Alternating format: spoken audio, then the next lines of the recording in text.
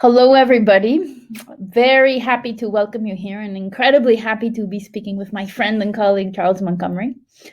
So we are going to have an intimate conversation and hear all about Charles' thoughts. Hello, Charles. Hi, Gabriella. So great to see you again. What a treat. So good to see you. Such a treat. Likewise. I wish it was in person, I must say, but I'm so happy to be seeing you on the other end of the screen as well.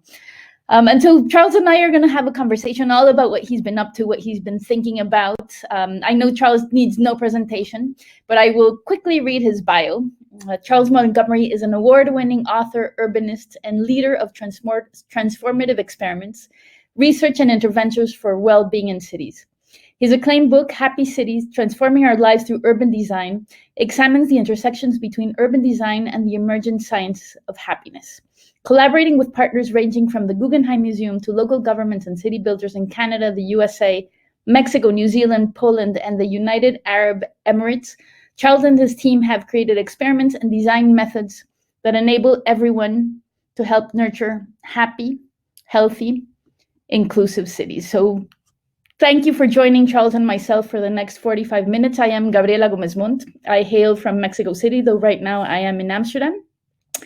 And I am the former chief creative officer for Mexico City, where I founded Laboratorio para la Ciudad, which was the experimental arm for the Mexico City government reporting directly to the mayor. And it was actually in that capacity that I first read Happy Cities and that I got to meet Charles. And we have become both friends, and as well as he's become one of my big inspirations across the world. So incredibly happy to be here with you. And I think these times at hand, we always have to start with this question, and especially since you and I are sitting in our living rooms right now. So, intimacy can be afforded. How are you? Where are you? How are you feeling nowadays, dear Charles? In my circle, I think we've banned that question, "How are you?" Because I think everyone is uniquely anxious and claims to have their own personal hell. And so I would say at this moment I'm great, because it's great to see your face and participate in this event. But the last 6 months have been such a roller coaster, and I know that's true for everybody. In my case, my entire team, we pivoted to try to help cities, governments, and city builders cope with the pandemic crisis and plan for a future. But Gabriella, in the first week of COVID, I became a father, and it really changed everything for me. That must have been quite an adventure, becoming a father at this day and age, and I'm sure that also gives an added layer of reflection, not only about the personal things and roller coaster that you might be going through, but as well as the state of the art and the state of the world and the state of our cities, and so many added questions. What are some of the reflections that have come out of that? Especially again, being a dad, I'm sure catapults you into very interesting and slightly existential questions of happiness as well, but also slightly existential questions in this time at hand. It was, to be honest, as joyful as it was a searingly painful experience. I participated with a couple of women who live on the other side of my city, who wanted a child, and my role as dad is once a week dad. But he was born in the first week of COVID, our little boy, and I live in a shared household, and we in our jurisdiction here in British Columbia, of about 5 million people, in Vancouver at the heart of it, we have a high degree of trust in our chief medical health officer for our region, and she gave very clear instructions about how to behave, and it was very clear to me that, to all of us, that I couldn't see my son, I couldn't hold my son, and I had to go into quarantine for a couple of weeks, just so I could then cross the strait from Vancouver Island, and then hold my son for the first time.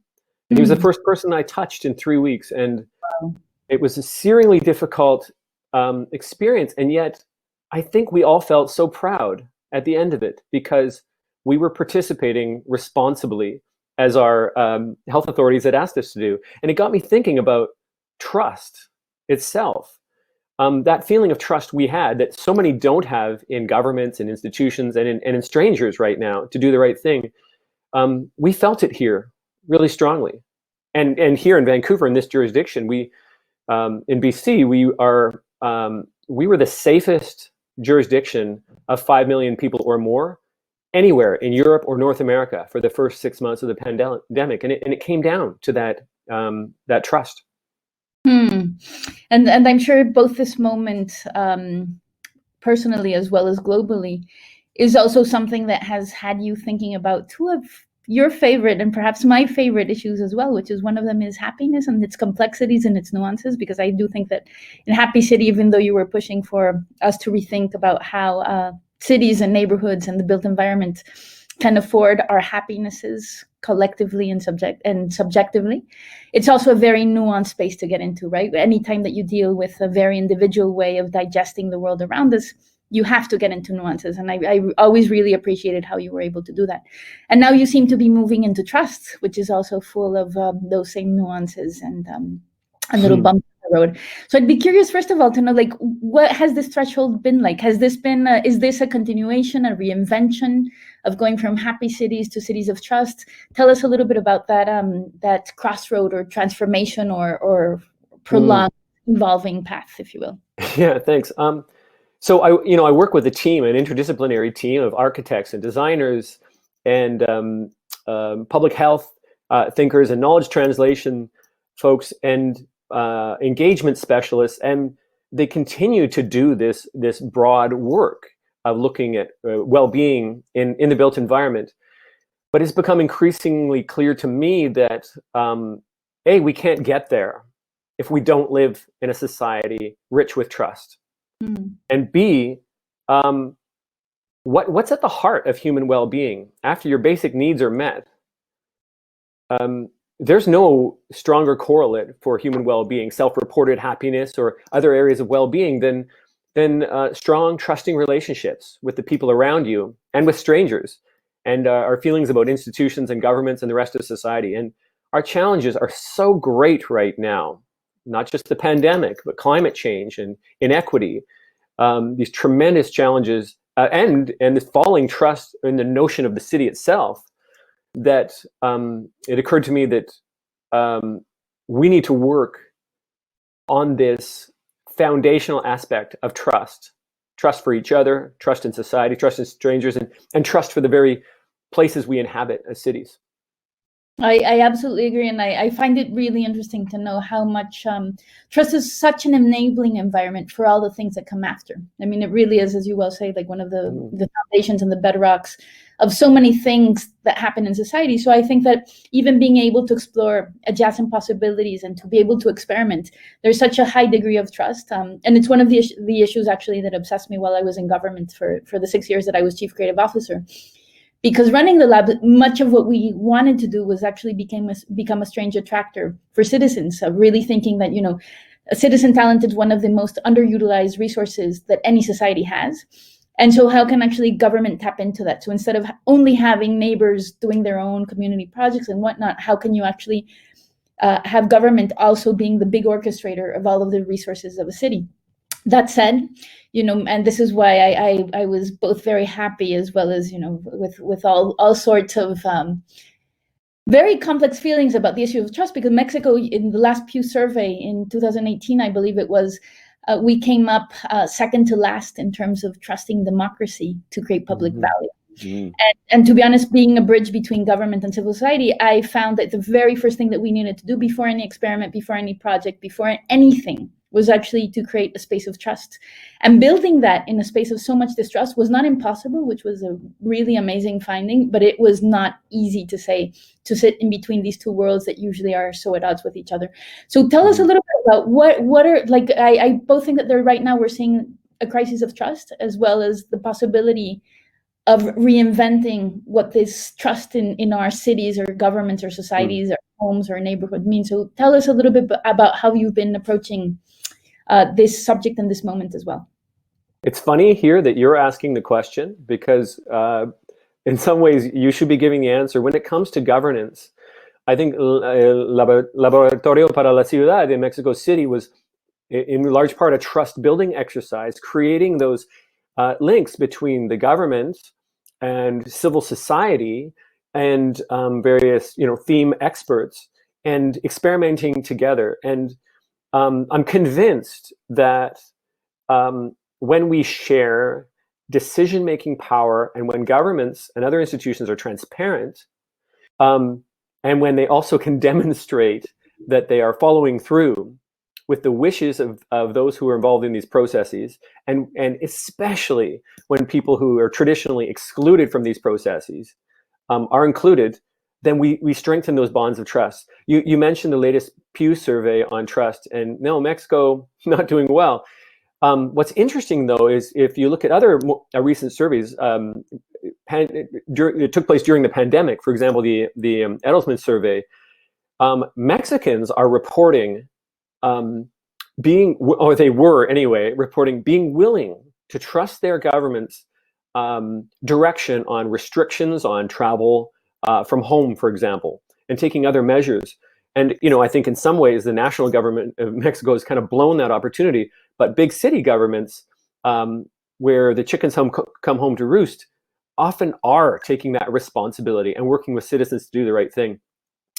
So, okay, that's big picture on the governance level. We can speak more about that, but I also want to point out something we've noted, and that there's this tremendous connection between interpersonal trust and individual well-being, and then community health and resilience and societal well-being. So COVID, nobody needs to be told, COVID has been brutal on our relationships as individuals. We like to point out those heroic stories of people reaching out to help neighbors. But if you look at some of the stats, in the UK, 43% of people reported feeling lonely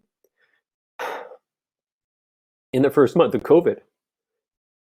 In Hong Kong, 65% of respondents reported clinical levels of depression, anxiety, and stress. So if you're watching right now, you may be feeling this yourself. And my friends and I have felt this. And those anxiety levels, the level of pain is so high. So what can we do to be rebuilding and offering more connections and deepening connections of support and love and care on the intimate level, in the home and in the neighborhood, on the one hand, and demonstrating that city builders and governments are truly there and with people on the other hand. I see this as dual challenges. And sorry for getting a bit emotional, because it's real for all of us. Absolutely. No, and what I find incredibly intriguing is that many times the spaces where trust gets built and that creates that enabling environment that we were speaking about some minutes earlier, sometimes are seen as the cherry on the cake, or the gratuitous, or the things that to put into place in a society after our biggest needs have been met. So one of our other guests at the lab was Daniel Aldrich, who did some really fascinating studies in post-disaster Japan. Yeah. So after the nuclear disaster and the tsunami hit, he started doing research on several things. Like, one of them is, why was it that some towns were hit above average and some towns were hit below average? Like, truly looking at the extremes instead of what was the medium in terms of numbers. As well as why was it that some towns recovered so quickly, given even the devastation of the tsunami, which is not minor, of course. And other towns actually got, at the very least, when Daniel, about 3 years ago, was in Mexico City, got mostly abandoned. Like, the neighbors didn't even come. And so it turns out that a tsunami is an interesting thing to explore, because unlike Mexico City and our earthquakes, you have 45 minutes from what I remember on average to actually get to a safe space. Mm. And so it turns out that in neighborhoods and towns and cities where neighbors knew each other and trusted each other, you knew that there was an elderly woman living next to you, and you knew that there was somebody with disabilities, and you knew that there was a single mom or kids that were usually on their own at one point or another. And the neighbors themselves actually took care of getting other people to safety. And in the places where there were no social ties and social bonds, there was an inordinate amount of people that actually unfortunately died with a tsunami. And it was the same thing with rebuilding. The more trust, the more it was, the quicker it was to rebuild. But weirdly enough, it's actually the public spaces, the civic spaces, the cultural, like, the community kitchens, all of these things that actually start forming these places where we can not only meet, as in many public spaces, but in many public spaces we meet as strangers.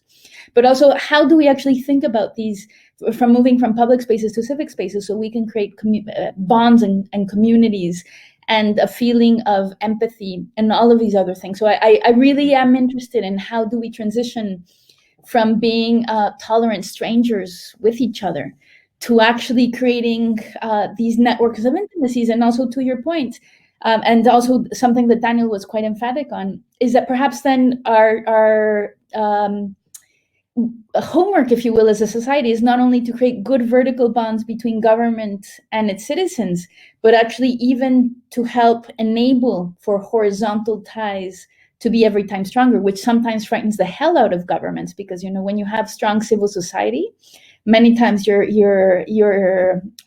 job as a government becomes tougher. You have protests, you have people organizing, you have people complaining. So I'd be very curious to know, in terms of your own projects, because I know that you've worked everything from a city scale to the home scale. What are some of your thoughts on how we could start also thinking about the mistrust issues, but going beyond that, how do we start rebuilding in a very practical sense and through practical projects that you've been done? Like, what are some of your intuitions now? Well, first of all, I'm so glad you mentioned Daniel Aldrich's work. I met him oddly at a gathering at Facebook, where they were trying to figure out how to not be quite so evil. And I think his work guides us. And there's new research that's come out of Japan and elsewhere that's demonstrating that, again, the power of community and community trust. We're seeing that when it comes to the pandemic, high trust communities are experiencing an early spike in infections because people are more connected and gathering. But then over the longer run, they're experiencing much lower levels of viral transmission. And we also know that high trust nations have been the most successful at combating the coronavirus. I mean, look at New Zealand. So New Zealand, good results. China, good results. And I mentioned our jurisdiction, BC, here in Western Canada, where trust is higher than other places. So, but you asked about specifics in terms of design. So when we're thinking about the design of spaces, my team and I, we look at everything from the micro. So that's from the home, the community cluster, the neighborhood, and then up from there to the entire city network. Mm-hmm. Okay, now I want to note something that's occurring at the macro level, which is really interesting, and then jump over to the micro. At the macro level, two things are happening. We're seeing that communities that are more racially and ethnically mixed are, and there's a mountain of studies showing this now in the last 4 or 5 years, are reporting to be more tolerant, but also more caring of and more trusting of people who are unlike themselves. So that's one thing. I think that, there have been studies in the Netherlands in particular that shows people who have more daily exposure, and I would say Caucasian population who has more daily exposure to recent immigrants, including Muslims, have higher opinions of this group that's traditionally othered in their community. And in the United States, we see that the population of Americans who are most likely to vote for a candidate who would build, say, a high wall on the border with Mexico are exactly those people who live in communities that are fairly segregated and homogeneous. In other words, they have very little experience of the other. So that's happening on one hand. And on the other hand, it's important to say from an equity perspective that children, low-income children, who grow up in walkable, mixed-use, connected neighborhoods are much more likely to move rapidly up the income spectrum through their lives than children who are in auto-dependent communities. So there's a remarkable synergy that's happening here. Number one, we don't need to be so scared of each other. And number two, it's actually good and more fair to create these communities where there is more bumping into. Absolutely. And I remember actually in the last US election, since we have the new one at our doorstep. Oh boy. And, I think the world over we will be watching to see what happens with this. But I remember during the first election that after seeing numbers, some urbanists came out and said, density is destiny, if you will, because perhaps one of the biggest clues of how people would vote was not necessarily age or gender, et cetera, but it was actually, do you come from cities that are diverse and intense? And I'd add to this something that my colleague and friend as well, Teddy Cruz, says, who's an amazing architect and civic planner, if you will. How can we start measuring density not only about the number of people, but about the intensity of social interaction? So I actually think that this is a beautiful thing that very much feeds into what you're saying. And creating cities that actually afford that, I think it will be really interesting to see, and how the physical environment, as well as the social practices that can go on within them, actually what will be the role and the place of this. So I know that, for example, right now, because trust travels so many scales, and there's a question actually coming, there are several questions coming in that please feel free, everybody, to just push them there, and I have them on my Q&A.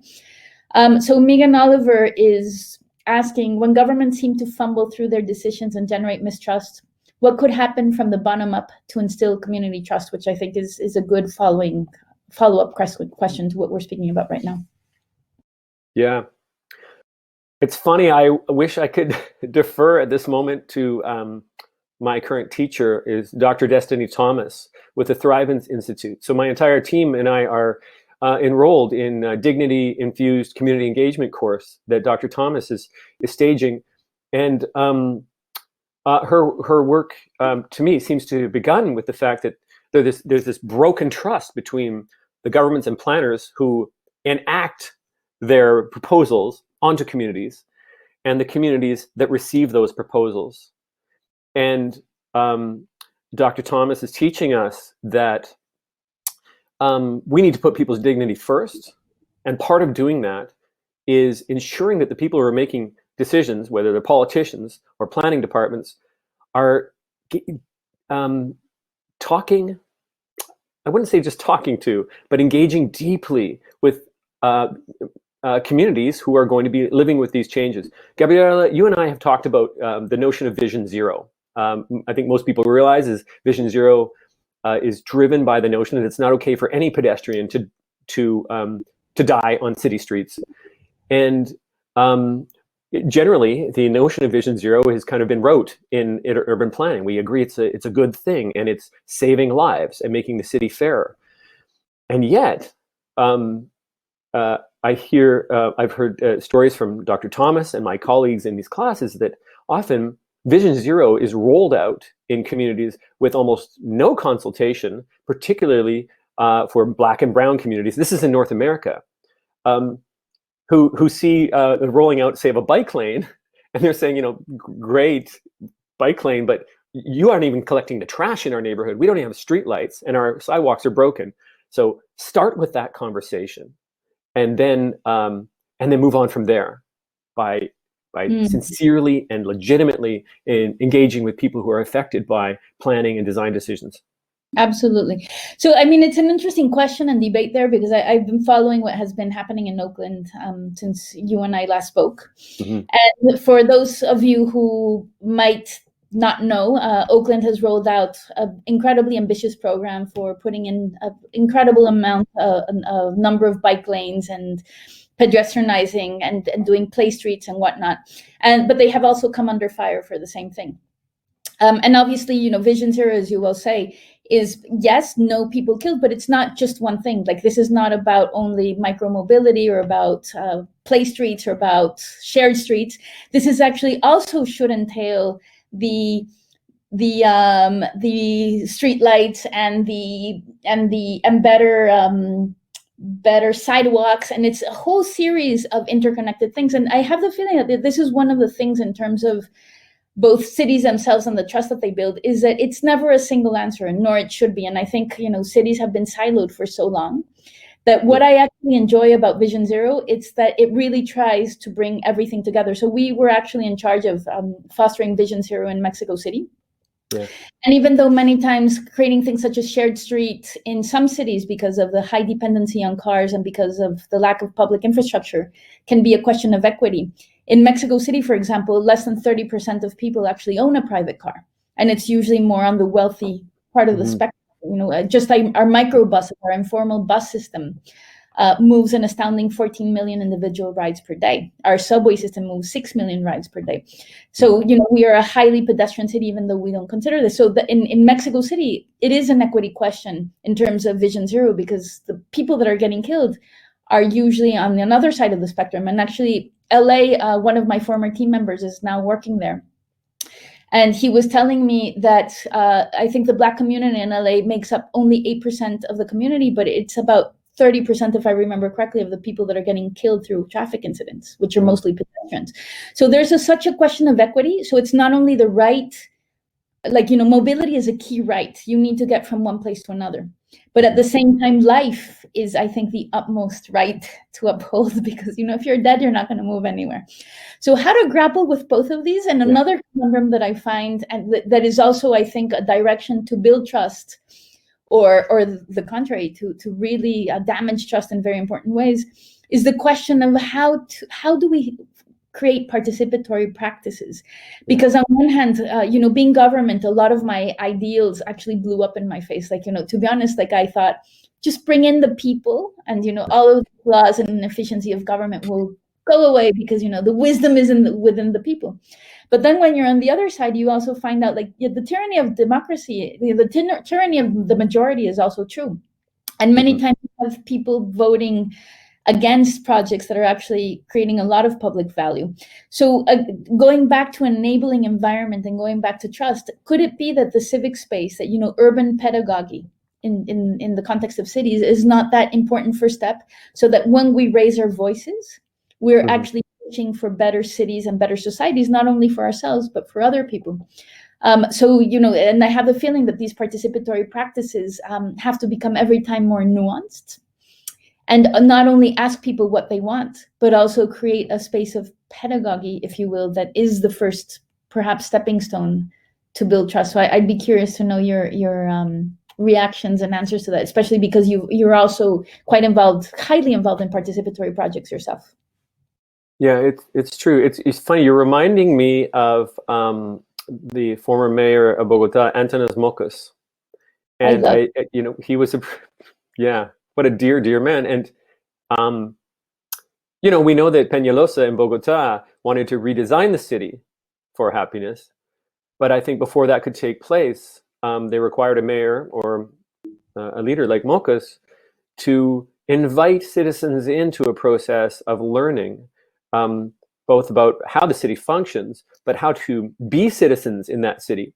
So we know Mocus, this is 15, 20 years ago now, was dressing up as super citizen in his tights and jumping in public fountains. And I love it. And it was all about teaching. And he also hired mimes to teach drivers how to behave more kindly and thoughtfully in traffic. But you speak specifically about techniques for broadening the conversation. And another one of my heroes is Eva Kale, who's a planner from Vienna. And I met Eva a few years ago in Vienna, and it was remarkable to me. Again, you may have noticed I'm a middle-aged white man, which affords me some privilege and puts on some blinders. So Eva was telling me that the parks in Vienna just weren't working so well for girls and women. They weren't using them. And the message in reply from her male planning colleagues was, yeah, for some reason, girls just don't really seem to like parks.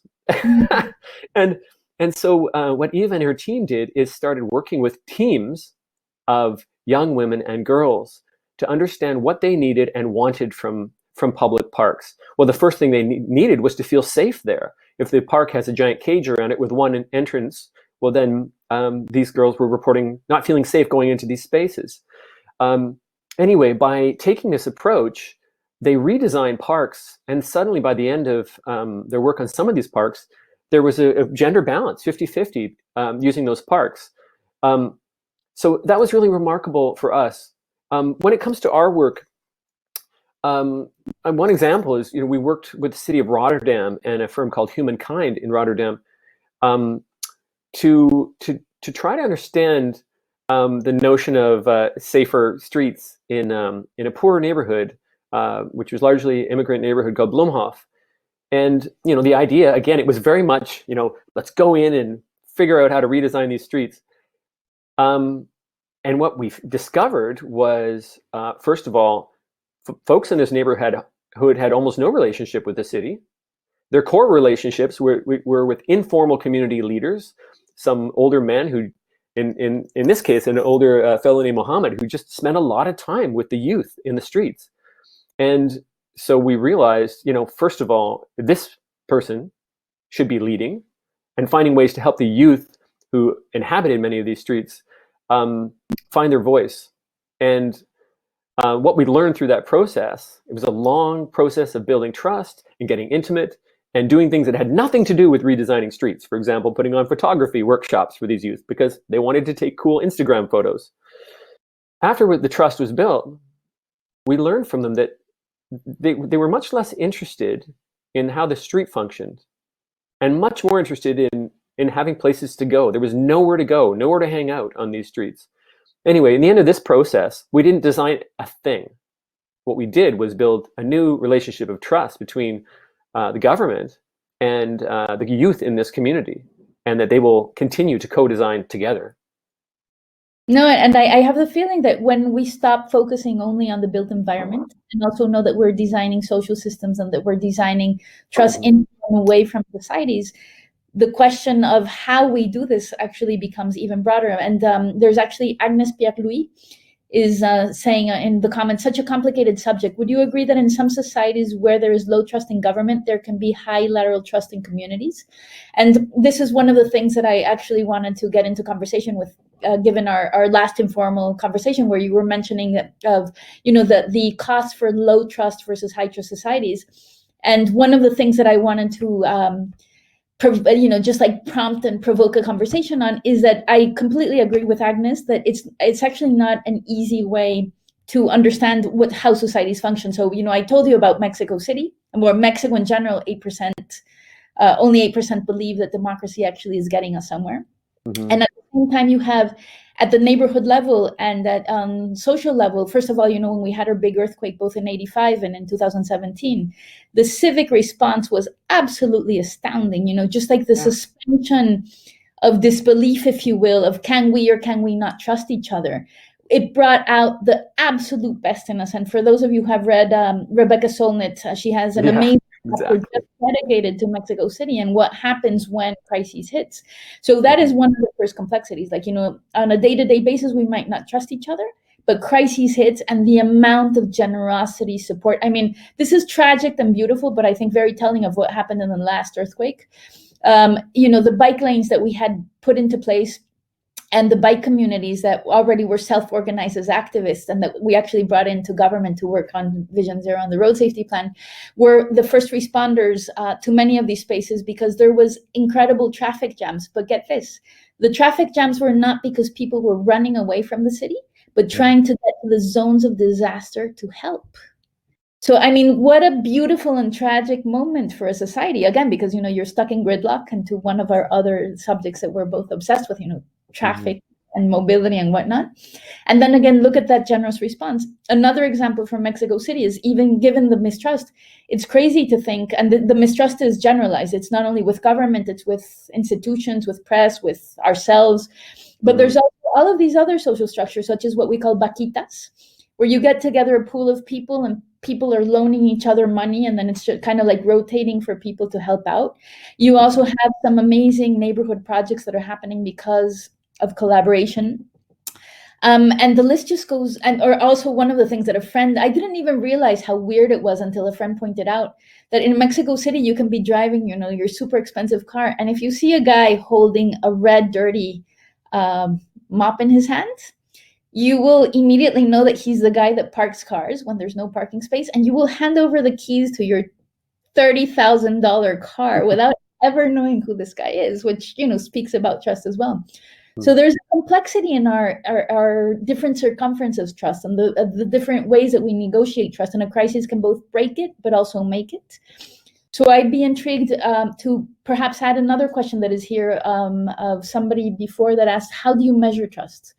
So how are you going about that? And I think it's also a question that you came across with happiness, no? Because these are both very subjective and very context-driven issues. So what are some of your insights into that? Okay. Yeah, I appreciate that. It's so we're doing it both in our work, but we're also, relying on meta reviews of some of the larger studies done on trust. So a simple question to measure trust is, in general, do you think other people, can be trusted or not? That's a standard trust question. A question I like because it's useful in situ is, if you dropped your wallet or your purse in this city today, and a stranger found it, what are the chances that you get it back? These questions, the answers to these questions, end up being like a really good proxy for all different kinds of trust. Sometimes they match up quite well. So interpersonal trust in strangers, matches up quite well with people's opinions of trust in institutions and in governments. And at the same time, they match up really well with subjective well-being. In other words, the cities that report the highest levels of trust in neighbors usually end up reporting being the happiest cities as well. Now, as John Helliwell, one of my mentors, has mentioned, we are dealing currently with a moment of incredible and deepening inequity in society. But guess what? We're also facing trust inequity. In other words, there are people in society who are much more trusting. There's one group that's the most trusting. They're the most educated and the most wealthy. And I used to think, well, of course they're the most trusting because they've studied and they know that people can be trusted. Obviously, that's simplistic. People trust more when the system seems to work better for them. Mm-hmm. And so we've institutionalized in our societies this trust gap where people who are not being served well by government or infrastructure or programs, and often these are younger people, they're Black and other people of color, and in Canada, they're certainly Indigenous people, they're reporting really low levels of trust. And that's legitimate and it's rational. But it also is a double whammy for people who are marginalized, because when you don't trust, you also miss the value that you can gain from having networked relationships and taking chances. So, hey, because we mostly focus in design in our work, do you mind if I pivot to a design example? Absolutely, please do. Okay. So a few years ago, the city of Vancouver noticed that we have this tremendous issue with social disconnection in our city. Very wealthy city, and but very disconnected for some reason. People feel lonely here. And so one thing the city did was try to turn car space into people space to see if that would enable people to connect more in the streets and slow down a little bit. And we've studied the results of that work. And indeed, those pavement to plaza spaces, people, when they move through them, are reporting higher levels of trust. Women are feeling safer. People are reporting more likely to hang out and meet other people. But one experiment we found really interesting, and that's this. The city talked to the residents of the traditional gay village or the queer community in Vancouver, and these are my people, and said, what would we do to deepen a sense through design of place and belonging here? And well, we wanted a plaza that was bright and cheery. And we wanted like a full-on rainbow crosswalk intersection. And, you know, one might say these things are superficial, but after this was built, my team and I worked with neuroscientists at the University of Waterloo to study the results. And what we found as we moved 100 odd strangers, people from outside the neighborhood, through this area, is that when people experienced this rainbow crosswalk area, they reported feeling happier. I mean, who doesn't like rainbows? They reported feeling a deeper sense of belonging and care for place, being more likely to pick up litter. And when it comes back to that wallet question, asked, you know, if you dropped your wallet here, would you get it back? They were overwhelmingly more likely to report, yeah, I think people here can be trusted. And that feeling itself is the first step in developing deeper relationships. So we're looking at how can we do that in public space, but also, especially since COVID has popped up, how can we do that through the design and programming of domestic environments? Because so many people are isolated in their homes now as well. And that might be a really interesting segue to speak about two things. One of them is that so much of your work and my work has depended on a belief in sociability, that so many things are happening when we encounter each other in very intimate, every time more creative ways. But sociability right now is also at odds with the times at hand, you know, with this whole social distancing, or as I prefer to say, physical distancing that is happening. This has also been put into crises, everything from our notions of public spaces to, let's say, cooperative everything and cooperative housing. So two questions there, like, how are you thinking about these human interactions that we have so much tried to support and prompt? And second, but if you could also tell us about the Tomo example, about housing, because I think that that's really interesting to know as a project in and of itself, but also how do we need to build trust within households as well? Because obviously doing co-housing pre-pandemic is a very different thing to doing co-housing during a global pandemic, because just the sheer trust that needs to happen between the individuals of a household. Okay, so let's start at the baseline. Although we work in cities around the world, I mean, my personal life experience is here in North America. And, you know, in North America, you tend to have two choices. You either live in a detached home, far away from everything, and drive everywhere, and the road steals the hours of your days, and you have less time for the relationships that matter most to you. This is why we see people on the edge of exurban areas in Canada and the United States reporting feeling, you know, low trust in neighbors, low social support, frayed relationships, low levels of volunteering, etc. Well, the other end of the spectrum, you know, you could move into an apartment in a residential tower in a dense area.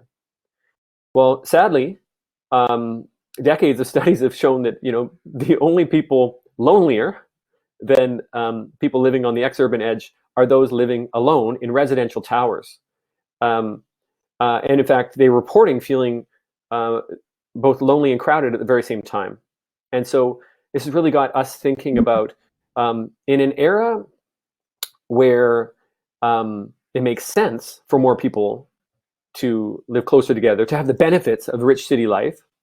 And, you know, that's sort of a pre-COVID thought, and it can be adjusted with COVID.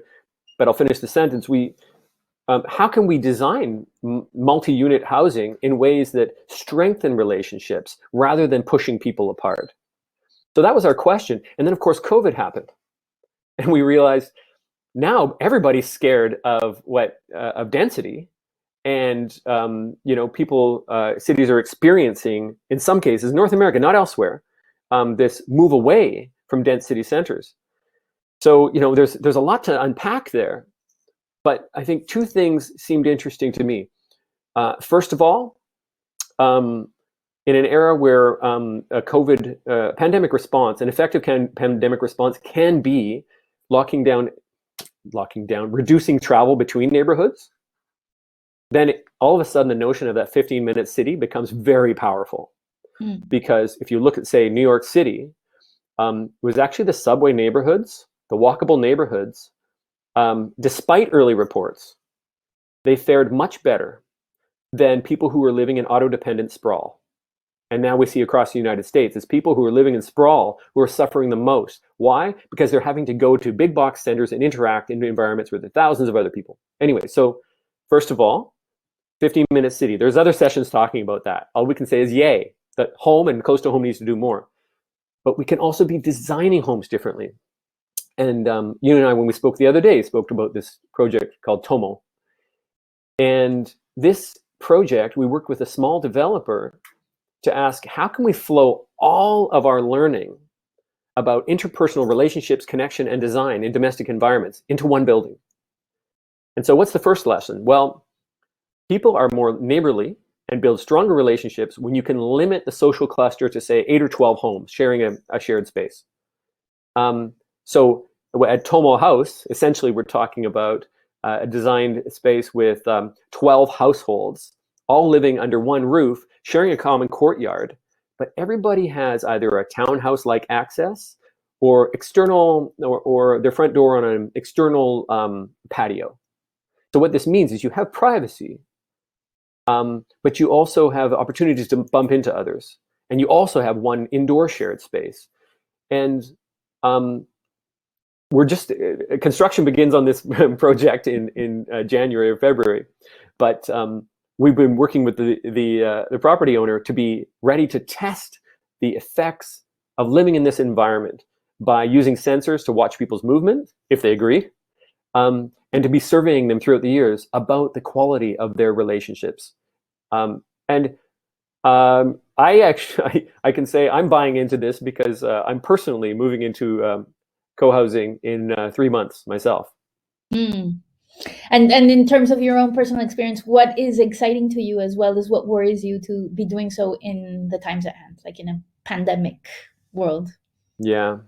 Because that could give us an inkling into the larger questions that will also be present at these types of projects. I think, first of all, if you're looking through the lens of pandemic, the notion of the small social cluster is everything in terms of limiting exposure, viral exposure. And in co-housing environments, people tend to eat together 3 times a week. Well, it's not going to happen for a little while. But because these environments nurture social support in other ways, my conversations with people in co-housing environments, they say the pandemic hasn't been so bad for them. They don't feel alone. They're standing on their decks and at distance in their courtyards, talking to each other, offering support for each other in a way that is not always happening in other environments, simply because design makes it very difficult to happen. Imagine being in an apartment in a tower with no porch, for example, or no patio. And imagine being in a tower where you're sharing an elevator with 300 other people. All of a sudden, the elevator becomes a very fearful environment, much more so than when you're living in a smaller social cluster. Now, and I have the feeling that the small social clusters, when seen under the lens of trust, is going to be one of the big issues to get even more nuance around. Because on one hand, I love the 15-minute city. I love that suddenly we are reinventing intimacies and that neighborhoods have become such strongholds of community engagement, as well as, in Amsterdam where I am, and I know that this is happening across the world, that the solidarity between neighbors of helping the elderly woman do her shopping, et cetera, is happening. Mm-hmm. And at the same time, especially in places that have been built upon our notions of segregation, to your question of equity and gender and all of these things, it also has the capacity, if we're not careful, to recreate tribal societies. So, there's these really interesting things happening right now in New York, such as the learning pods, that since parents are fearful of their kids going to school, because now that actually kids are one of the, even though we thought that, they were kind of like immune, now we're seeing actually in just this last week, some really interesting studies are coming out that they are actually vectors of transmission, right? Mm-hmm. So the learning pods are interesting because, in a way, instead of doing your homeschooling on your own, people are getting together and saying, okay, like these 10 kids can learn together, and we will perhaps even rent out a space. So this collective engagement with education. And at the same time, what happens with public schools, for example, when you're pulling out kids from these spaces, does this not have as well the capacity to increase inequality, which is exactly what we don't want? So I find it incredibly interesting to know that the moment at hand can both push us forward into the type of societies that we want, as well as push us away, again, like seen under the lens of trust. I mean, you're hitting on it. And at some point, design itself, spatial design, is not going to solve anything. We look at the evolution of trust, comparing, say, Sweden to the United States. In Sweden, trust has been growing in the last few decades. In the United States, it's been plummeting. Well, overall, one of the strongest correlates or drivers of trust in strangers and in governments is equity in society. Mm-hmm. The more fair the society, the more trusting the society tends to be. And we know in the United States, that divide has been growing and growing. And so, I think in this conversation, often I'm speaking to urban planners and designers. But at some point, we need to ask ourselves, what kind of society do we want to live in? And coming from Mexico, that the negative trust spiral, so low trust in government, is caused by inequity and other issues such as corruption. But when trust begins to spiral down, then people are less likely to support government programs that will create a more equitable society. And so it's a very dangerous loop. And unfortunately, the United States is headed far down that tunnel. But around the world, in the US and around the world, there are ways we can creep back out of it.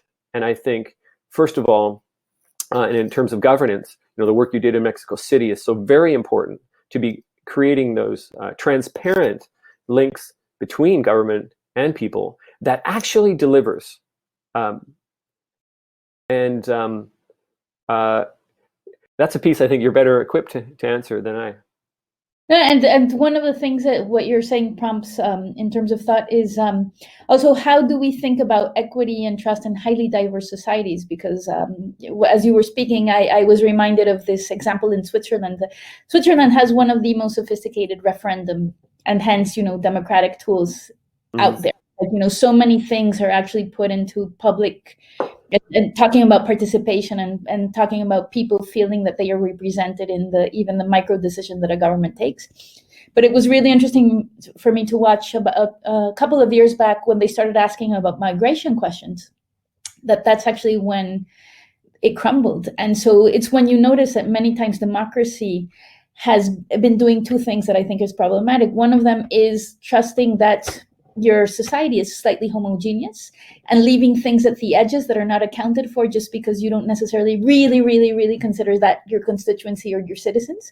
Mm-hmm. And two thoughts come from there. Like, one of them is, Singapore did an amazing job, as you probably heard, during the beginning of the pandemic. Incredible communications with their citizens, an incredible citizen as well as governmental response. But then they actually they didn't even close borders at the beginning. And then they had a huge outbreak.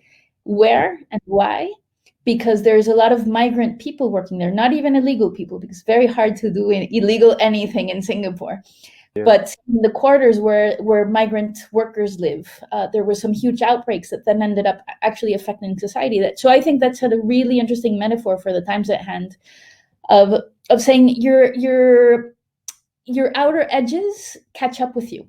Like, if you start pushing inequality towards places where you're more of a blind spot, if you will, mm-hmm. that will catch up with you. I'm sure that the notions of trust in institutions in the US 10 years ago or 15 years ago is very different to what it is now, even though there were already people that were feeling the brunt of many of things, feeling the brunt of super PACs, feeling the brunt of segregated societies, feeling the brunt of non-even public infrastructure and services, et cetera, et cetera. So I absolutely agree with you that what we need to do is truly look at the DNA and, just like build the institutions and the foundations of trust that will make it a lot more easy for us to also deal with diversity in these, and the tensions that come from it, because none of this is tensionless. It's rather how do we deal creatively with our tensions, I believe. And so since I know we're running out of time, I'd actually ask, is there any closing thought that you would love, or provocation even, or open-ended question that you would like to leave everybody with? I think the one question we haven't asked in this discussion, and I think is on a lot of people's minds, is, do we trust the city itself, which is an amalgam of social landscapes and built landscapes and experiences and networks? And for those of us in North America, it's a disorienting time because there's expression of low trust in many cities. Elsewhere in the world, people haven't lost the trust in their central areas. But we do know that people are able to work, many people, white-collar workers, are able to work from home more. And I think the question we need to be asking ourselves is the city just a place where we go to work and consume? Or is it a place that reflects something of our soul and that offers us that place to grow on the soul's journey and on the society's journey of understanding one another and coming together? And, here in Vancouver, which is an imperfect city, because we have tremendously high quality public spaces, and because we had tremendous trust in our public health authorities, we never abandoned the dense central city, and it continued to be a place of joy and care. But I think it's important to ask ourselves, what can we do to ensure that these really sacred meeting places remain so? And that's partly a design question and partly the policy and governance question, and it's also a question of narrative. I agree. Well, I'm really looking forward to see how your questions get activated in all of your forthcoming projects, Charles. It's, as always, such a joy. I wish we could talk for 3 hours more, and with mezcales in hand that will hopefully happen someday soon once again in one of my favorite little bars of Mexico City. I miss that so much. May you take wings again. May we take wings again. But meanwhile, thank you so much for this. You leave us, I think, with a lot of food for thought. I think these are incredibly open-ended, evolving questions that will also surface tensions amongst the answers that we come up with. So I look forward to seeing both the answers and everything that comes from them, and the ever opening up questions. So thank you all for joining us. Thank you, World City, for hosting us, and thank you once again, Charles. And hopefully we will be trusting our cities themselves. Nos vemos muy pronto. Hasta prontito. Chau, chau.